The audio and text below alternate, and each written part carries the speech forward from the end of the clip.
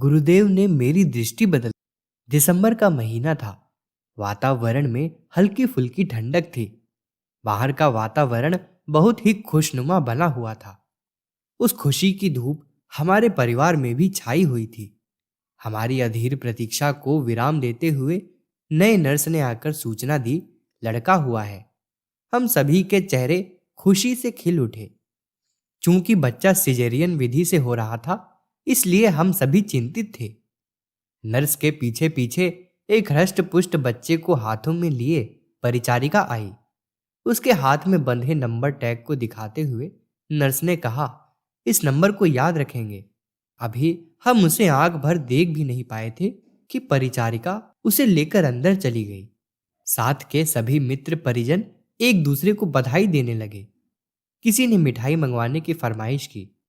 इनकार का सवाल ही नहीं था। मैंने जेब से तत्काल रुपए निकालकर दे दिए।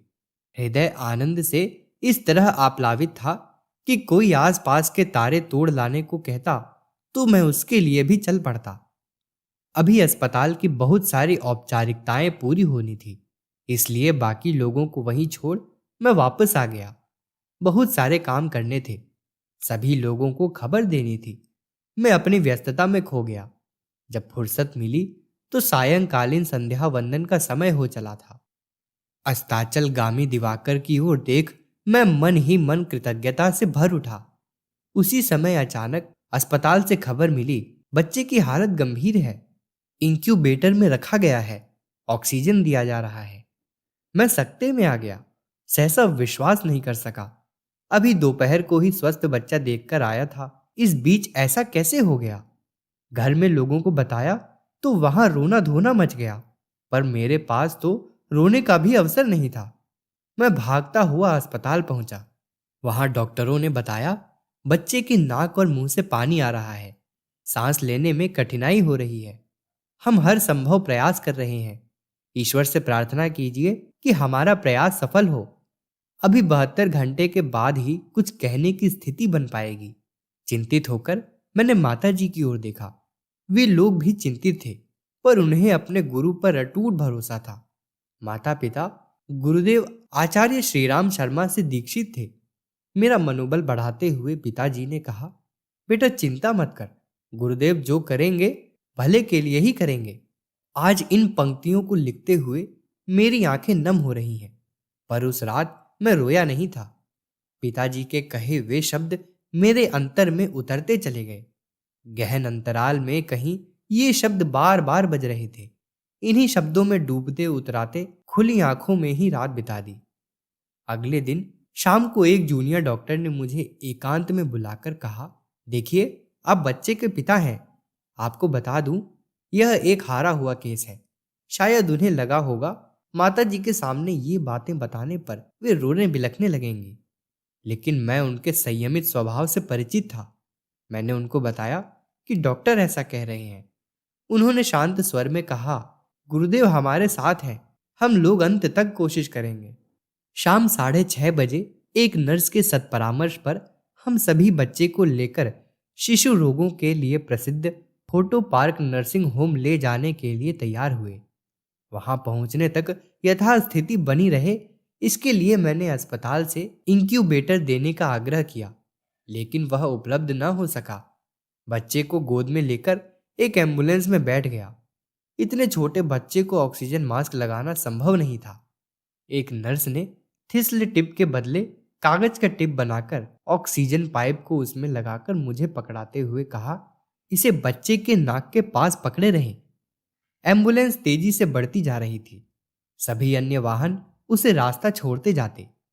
मैं बच्चे को एकटक निहार रहा था, कैसे निस्तब्ध सा पड़ा है मेरी गोद में। इससे आगे मैं सोच नहीं पाता। पीछे की सीट पर माँ और पिताजी बैठे थे। उनके मौन जप का क्रम निरंतर जारी था। गुरुदेव के प्रति उनकी अपार श्रद्धा ही शायद मेरे बच्चे का जीवन लौटा लाए। मैंने भी आंखें मूंद ली। हे गुरुदेव, इतने छोटे बच्चे को इतना कष्ट क्यों? मन ही मन इतना कहते हुए मेरी आंखों में आंसू छलक आए और एक बूंद टपक कर बच्चे के देह पर गिरा। यही वह क्षण था, पूरे अंतर मन को मथता हुआ एक विचार कौंधा। जितने अपनेपन से मैं इस बच्चे के लिए प्रार्थना कर रहा हूँ। सबके लिए प्रार्थना करते समय भी मुझ में इतना ही अपनापन होना चाहिए। इस विचार तरंग के बाद रुलाई स्वतः बंद हो गई। मन जैसे कोई अवलंबन पाकर निश्चिंत सा हो गया कि सबका भला बुरा देखने वाला एक है, जो होगा अच्छा ही होगा। इन्हीं विचारों के उधेड़ बुन में एम्बुलेंस पार्क नर्सिंग होम पहुंच गई।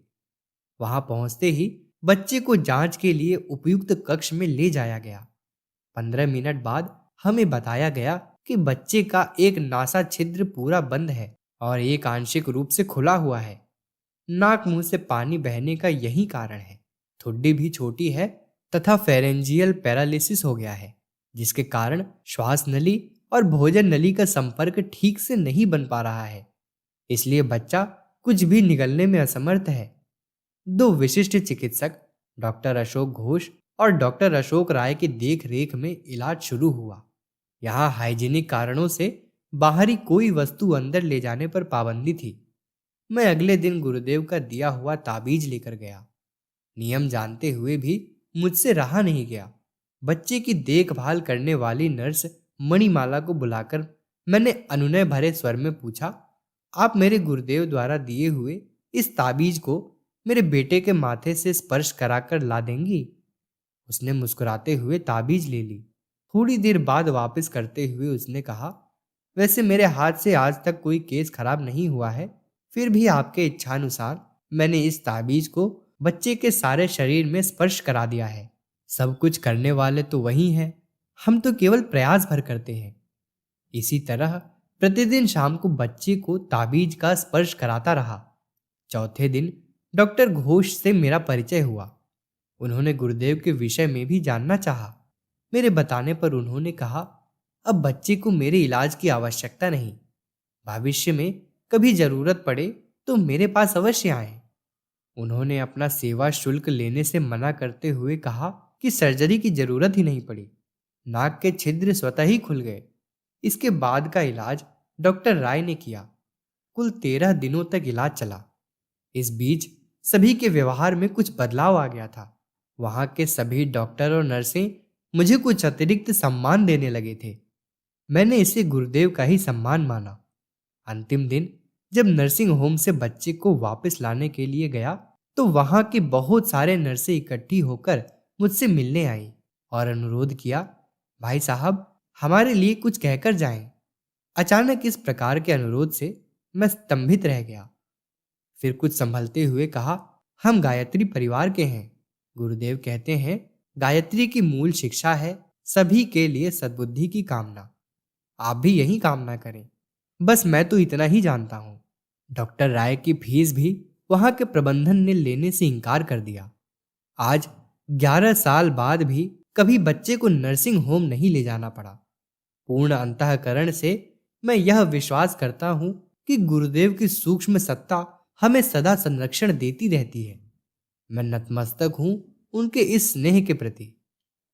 प्रस्तुति अनुज चक्रवर्ती, कोलकाता, पश्चिम बंगाल।